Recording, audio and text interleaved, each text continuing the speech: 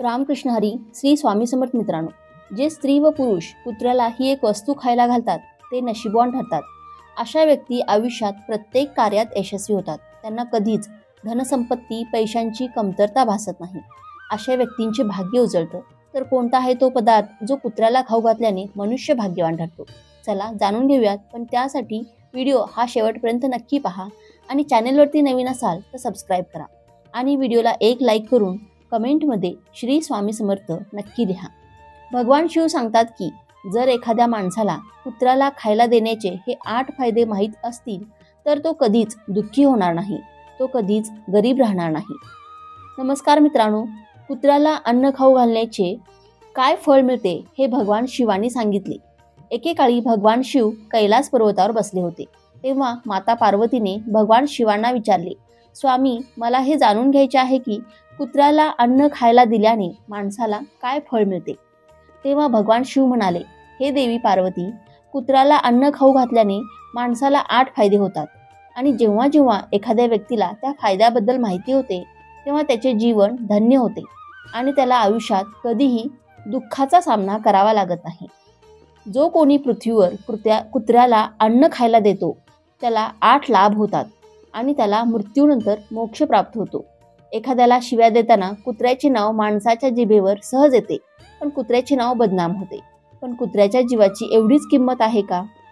याबद्दल मी तुम्हाला एक कथा सांगणार आहे. ती तुम्ही लक्षपूर्वक ऐका आणि समस्त पृथ्वीवर या कथेचा प्रचार करा, जेणेकरून माणसांना प्राण्यांची किंमत कळेल आणि यामागचे शास्त्रीय कारणेही कळतील.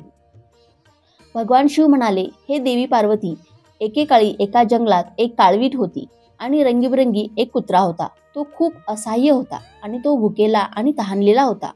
गावातील सगळ्यांच्या घरोघरी तो फिरायचा, पण त्याला कोणी भाकरीचा तुकडाही देत नसे. एके दिवशी तो गावाबाहेर भुकेने इकडे तिकडे भटकत होता. तो नदीच्या तीरावर असलेल्या एका ऋषींच्या आश्रमात पोहोचला आणि ऋषीला म्हणाला, हे मुनिवर, मला वाटते की तुम्ही खूप विद्वान आणि हुशार आहात, म्हणूनच मी तुमच्याकडे भुकेने आणि तहानलेल्या अवस्थेत आलो आहे.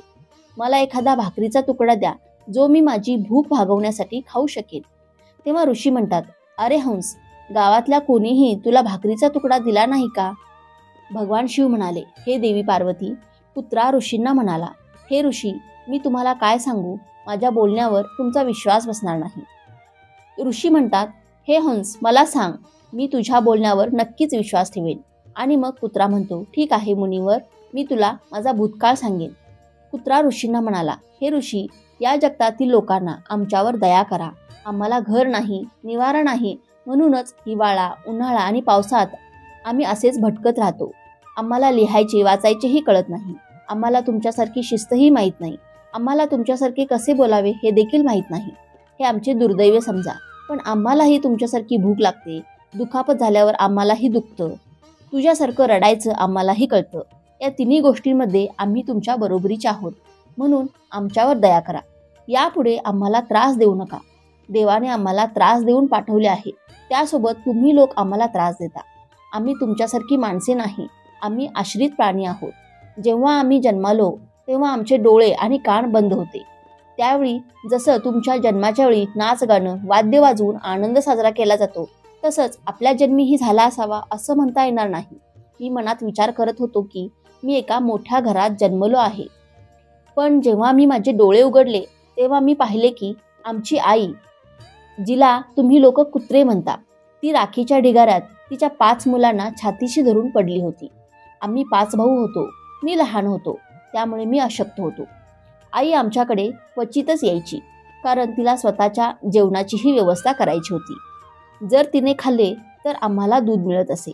आम्ही 5 भाऊ एका आईवर अवलंबून होतो. ती गरीब आई इकडे तिकडे भटकायची. जेवणासाठी ती कधी कधी खायला आणायला धावत असे, पण ती नेहमी आम्हा 5 जणांची खूप काळजी घेत असे.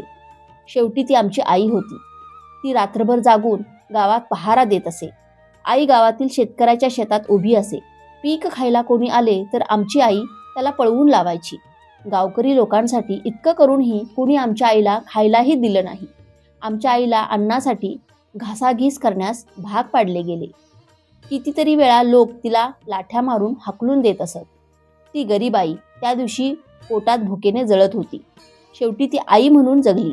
भुकेने तिला शांत बसून दिले नाही आणि गावकरी लोकांनाही तिला पाहून आनंद वाटला नाही. त्यामुळे असहाय्य होऊन तिला त्या शिवभक्तांच्या घरोघरी सतत ये जा करावं लागत होते आणि काही खायला मिळाले तर पोटातील आग विझवण्यासाठी ती खात असे. आणि काही लोक तिला खाद्यपदार्थ घेऊन जाताना दिसले तर लाठ्या काठ्या घेऊन तिचा पाठलाग करायचे. काही क्रूर लोक तिला अनेक घरात बंद करून मारहाण करत असत. त्यामुळे आमच्या आईला खूप त्रास व्हायचा. तेव्हा कुत्रा ऋषींना म्हणतो, हे मुनिवर, आमच्या आईने काय पाप केले, काय नुकसान केले? तिने फक्त पोटासाठी अन्न चोरले. भक्त म्हणून आपल्याला चोरी करण्यास रस नाही, पण आपले पापी पोट हे सर्व करायला भाग पडते. एके दिवशी मुसळधार गारांचा पाऊस पडला.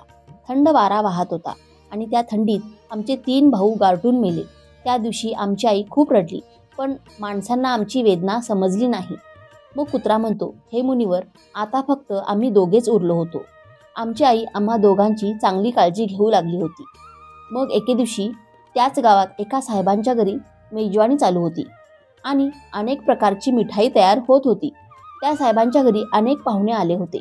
आई पुन्हा पुन्हा अन्न शोधत राहायची, पण लोक तिला शिव्या देऊन पळवून लावायचे. परंतु त्यातील एखाद्या माणसाने तिला एखादी पोळी खायला दिली असती तर त्यांचे काय बिघडले असते. त्या साहेबांच्या अंगणात जेवायला सुरुवात झाली आणि जेवण देणारी व्यक्ती काही कामासाठी आत गेल्यावर माझी आई त्यांना खाण्यासाठी काही मिळेल का असं ती विचारू लागली. परंतु हे सर्व पाहिल्यावर लोक ओरडू लागले आणि त्यांच्याकडे धावले. त्यांचे असे बोलणे ऐकून माझी आई घाबरली. 2-3 माणसे काट्या घेऊन अतिशय क्रूरपणे तिच्या मागे धावली. माझी आई घाबरली आणि तिथून पळू लागली, पण तिला काही मार्ग सापडत नव्हता. समोरून काही लोक काट्या घेऊन येत होते, म्हणून माझी आई तिथे जेवत असलेल्या लोकांना ओलांडून गेली.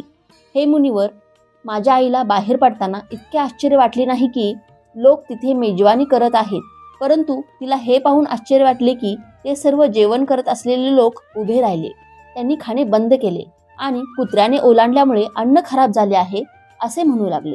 सर्वजण आपापसात चर्चा करत होते की आता काय करायचे, हे जेवण तर खराब झाले आहे.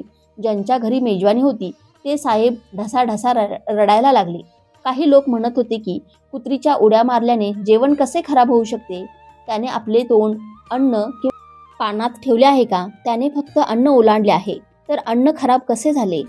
शहरामध्ये लोक कुत्रे पाळतात आणि त्यांना घरात झोपवतात आणि त्यांना खायला देखील देतात, त्यामुळे त्यात काही वाईट नाही. त्यामुळे कुत्र्याने अन्न ओलांडले तर ते अन्न खराब झाले नाही. पण काही मोठ्या घरांचे लोक होते, त्यांनी एकालाही आत येऊन दिले नाही. अन्न भ्रष्ट झाले असे म्हणून ते आपल्याला खाण्यासारखे नाही असे सांगत होते. आता हे सर्वांना गरिबांमध्ये वाटण्यात आले आणि बाकीचे अन्न टाकून देण्यात आले. त्यामुळे त्या दिवशी माझ्या आईला पोटभर जेवण मिळाले. असा आनंद तिने आयुष्यात कधीच अनुभवला नव्हता, पण तो आनंद तिच्यासाठी मोठा प्रश्न पडला होता. जेवण करून ती आरामात पडली असताना रागाच्या भरात ते साहेब काठी घेऊन तिथे आले आणि तिला बेदम मारहाण करू लागले. तिला बाहेरून पळून जाण्याची संधी मिळाली नाही आणि दांडक्याच्या मारामुळे ती मोठ्याने ओरडू लागली. पण त्या क्रूर माणसाला तिची जराही दया आली नाही. तो तिला बेदम मारत राहिला. माझ्या आईचा आवाज संपूर्ण गावात ऐकू आला. तेवढ्यात काही लोक आले आणि त्यांना समजावले आणि म्हणाले, साहेब जाऊ द्या, भुकेने माणसाची बुद्धीही भ्रष्ट होते. हा तर प्राणी आहे, त्याला चांगल्या वाईटाचे ज्ञान नाही. आता त्याला मारून काय मिळणार? जे होणार होते ते तर झाले. लोकांनी त्यांची समजूत घातल्यानंतर त्यांनी आमच्या आईला मारहाण करणे थांबवले आणि आईने आम्हा दोघांना हा सर्व प्रकार सांगितला. आम्ही विचार केला की आम्हा कुत्र्यांची जीवन किती दुःखाने भरलेले आहे. फक्त एका भाकरीसाठी आमच्यासारख्यांना किती चोरासारखे मारले जाते. या लोकांना आमच्या दुःखाची पर्वा नाही. भगवान शिव म्हणाले, हे देवी पार्वती. त्यानंतर कुत्रा म्हणाला, हे मुनिवर, एके दिवशी एक ब्राह्मण आला आणि त्याच गावाबाहेर राहिला. त्याने आपल्या जीवनासाठी एक चूल बनवली आणि त्यावर डाळी शिजवण्यासाठी ठेवल्या. पीठ मळून ठेवले. ते पीठ बाजूला ठेवल्यावर तो जवळच्या विहिरीवर पाणी आणायला गेला. इकडे तिकडे फिरत फिरत माझी आई ही तिथे पोहोचली. तेव्हा तिने मळलेले पीठ पाहून तिला वाटू लागले की या पीठाचा मालक इथे नाही. असा विचार करून तिथे पीठ खाऊ लागली. दुसरीकडे विहिरीजवळून एक कुत्री आपले पीठ खात असल्याचे ब्राह्मणांनी पाहिले. त्यामुळे तो खूप दुःखी झाला आणि तो गरीब माणूस कपाळावर हात धरून रडू लागला, कारण तो सुद्धा 2 दिवस उपाशी आणि थकलेला होता. त्याला काही लोक म्हणाले, अरे ब्राह्मण देवा, या कुत्र्याने तुझे जेवणही खराब केले. काल तिने गावातल्या साहेबांचे संपूर्ण स्वयंपाकघर खराब करून टाकले होते. तो ब्राह्मण दुःखाने म्हणाला, भाऊ, मला कसे कळेल की ही कुत्री माझे पीठ खाण्यासाठी थांबली आहे. तिला येताना पाहून ब्राह्मणाने कुत्रीवर काठीने हल्ला केला. आईला ते पीठ नीट खाऊही देत नव्हते, पण त्याहीपेक्षा तिच्यावर मारहाण करण्यात आली. माझी आई अनेक महिने लंगडत फिरत राहिली. मग माणूस किती स्वार्थी असतो हे मला त्या दिवशी समजले. आपण त्याच्यासाठी कितीही कोणतेही काम केले तरी तो आपल्याला समजत नाही. तो कुत्रा पुढे म्हणतो, हे ऋषी, आपल्यात हीच कमतरता आहे ज्याच्यामुळे आपल्याला वेदना होतात. त्यात क्षुद्र लोकांच्या अधीन राहायचे आहे. जो आपल्याला प्रेमाने खाऊ घालतो त्याच्यासाठी आपण किती उपयुक्त आहोत हे त्यांना माहीत नाही. हे केवळ त्यांच्या घराचे संरक्षण करत नाही तर इतर अनेक फायदे देखील आहेत ज्यांची मानवांना माहिती देखील नाही. भगवान शिव म्हणाले, हे देवी पार्वती, आज मी तुम्हाला सांगणार आहे, मनुष्याने कुत्र्याला अन्न खाऊ घातले तर त्याचे फायदे काय आहेत. तसेच कुत्र्याला अन्न कसे खायला द्यावे माणसाला माहीत नाही की जेव्हा घरी भाकरी किंवा पोळी बनते तेव्हा पहिली पोळी गाईला द्यायची असते आणि शेवटची पोळी कुत्र्याची असते. जी स्त्री व पुरुष कुत्र्याला अशा प्रकारे भाकरी व पोळी खाऊ घालतात त्यांचे नशीब मी स्वतः बदलतो. तो व्यक्ती खरा भाग्यवान असतो. भगवान शिव म्हणाले, हे देवी पार्वती, आपण असा कायदा केला होता पण देवाने बनवलेला नियम विसरून माणूस पुढची आणि मागची पोळी स्वतः खातो. याचा माणसाच्या जीवनावर विपरीत परिणाम होतो. त्यालाही माहीत नाही की कुत्र्याला पोळी अन्न खाऊ दिल्याने माणसाच्या जीवनातील ग्रहांची वाईट परिणामही दूर होतात. भगवान शिव म्हणाले, हे देवी पार्वती, कुत्र्याला पोळी भाकरी खाऊ घालण्याचा पहिला फायदा काय आहे तर जेव्हा शनी ग्रह वाईट नजर टाकतो तेव्हा प्रत्येक मनुष्याचा नाश होतो. माणसाची महादशा सुरू झाली की केलेली कामे आपोआपच बिघडू लागतात आणि ती व्यक्ती आर्थिक संकटाला बळी पडते. अशा परिस्थितीत जर त्या व्यक्तीने कुत्र्याला भाकरी पोळी खाऊ घातली तर त्यामुळे त्याच्यावरील शनीचा अशुभ प्रभाव कमी होतो. कुत्र्याला भाकरी पोळी खाऊ घालण्याचा दुसरा फायदा म्हणजे तुमचे नशीब तुमच्या बाजूने होते. तुमच्या घरातील नकारात्मक शक्ती नष्ट होते. कुत्र्याला अन्न खाऊ घालण्याचा तिसरा फायदा म्हणजे माता लक्ष्मी आनंदी होते आणि तुमच्या घरात संपत्तीची कधीच कमतरता नसते. कुत्र्याला खाऊ घालण्याचा चौथा फायदा आहे तो म्हणजे तुमच्यावर कोणतेही कर्ज नाही आणि तुमच्याकडे आधीच असलेल्या कर्जातून हळूहळू सुटका होते. कुत्र्याला भाकरी खाऊ घालण्याचा पाचवा फायदा म्हणजे सकाळ संध्याकाळ कुत्र्याला खायला दिल्याने तुमचा व्यवसाय चांगला चालतो. कुत्र्याला खायला देण्याचा सहावा फायदा म्हणजे तुमचे आयुष्य वाढते आणि अडकलेले पैसे परत मिळतात. कुत्र्याला खायला देण्याचा सातवा फायदा आहे की तुमचे आरोग्य नेहमीच चांगले राहते आणि मानसिकदृष्ट्या मजबूत राहते. तुमचे मन नेहमी उत्साही राहते आणि तुमच्या मनात चांगले विचार येतात. कुत्र्याला खाऊ घालण्याचा आठवा फायदा आहे तो म्हणजे देव तुमच्यावर प्रसन्न राहतो.